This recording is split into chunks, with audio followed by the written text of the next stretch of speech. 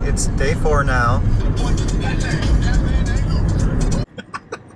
We're driving from Guaymas to Ciudad Obregón. We have about 2 hours total drive today. What did you think about Guaymas? I really like Guaymas. It does seem like a little bit more of a wealthy area, at least in the parts that we were visiting primarily. I'm sure in US dollars there were places that would have been considered $1-million homes, especially one pretty close to where we were staying in our Airbnb. It had an infinity pool, it was ginormous, it was just a huge mansion, and then right on the beach. That made us feel a little bit better about staying in that neighborhood and leaving the car right on the street. You have these really, really expensive homes. Probably not a lot of shenanigans going to be happening. Not until we arrive.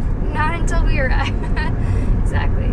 Yeah, it was a gorgeous city, the mountains and the water, beautiful scenery all over the place. We were just walking distance to the beach, and we went on a couple long walks on the beach. Everyone that we encountered was extremely friendly. I feel like I'm getting a lot more comfortable saying things that I know in Spanish without blurting out dumb crap like "va." You can watch our other video if you don't know what I'm talking about.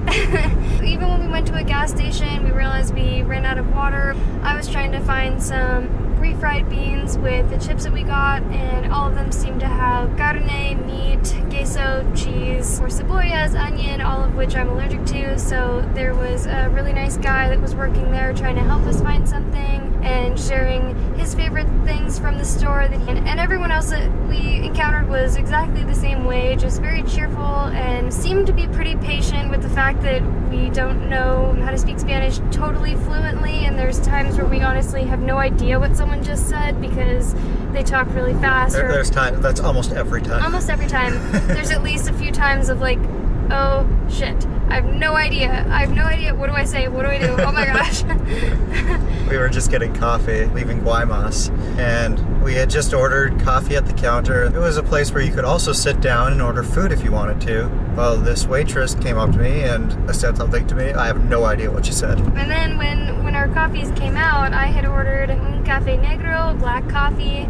He typed that in as Americano, which just means espresso and hot water. But it came out and she had the lid off and there was a lot of foam on there. So I was worried that she'd put milk in there and that it was a latte or a cappuccino or something like that. And I was asking, ¿tiene leche? She said something, which I wasn't sure if that was no, it doesn't have milk, or yes, it has milk. So I tried to explain. Soy alérgica a leche. I'm allergic to milk. I'm allergic to milk, or at least I hope that's what that means. And she said something else that I didn't quite understand. Then I didn't really know what to do because I had exhausted all of my phrases for does this have milk in it, because I don't want milk. And luckily the cashier who had helped us out came over. He spoke English, made sure that it was just coffee. That's how that went down. So I mean, it's awkward, but I think the more interactions that we have like this, the more we'll say other things like what my mom recommended, which is lo siento, otras palabras por favor. Can you use other words please? And perhaps those are words that we would know at that point. Or habla más despacio por favor, please speak more slowly.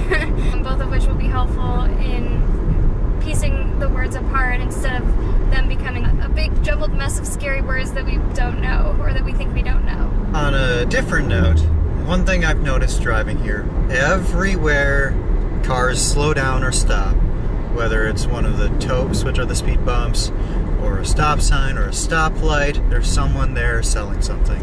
Every single time, it doesn't fail. There's someone selling coconuts by one, someone selling oranges by another, someone selling shrimp by another. Literally holding it out in baggies in front of your car.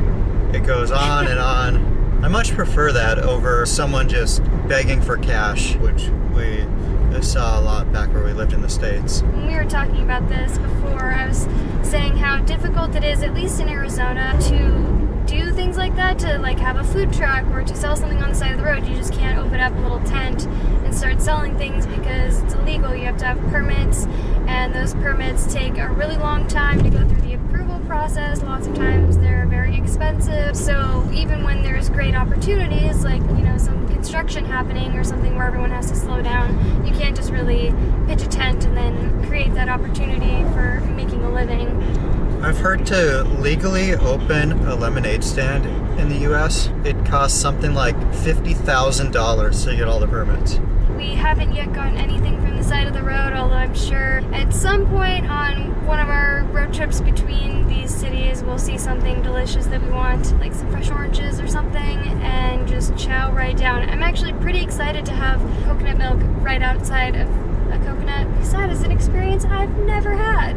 And they're all over the place. They're all over the place, so it's only a matter of time. And I want an alcoholic drink with tequila. Yes, we didn't get that yesterday. Out of a coconut or a pineapple. That's what I'm looking for here. Then the cop pulled over too. There he is.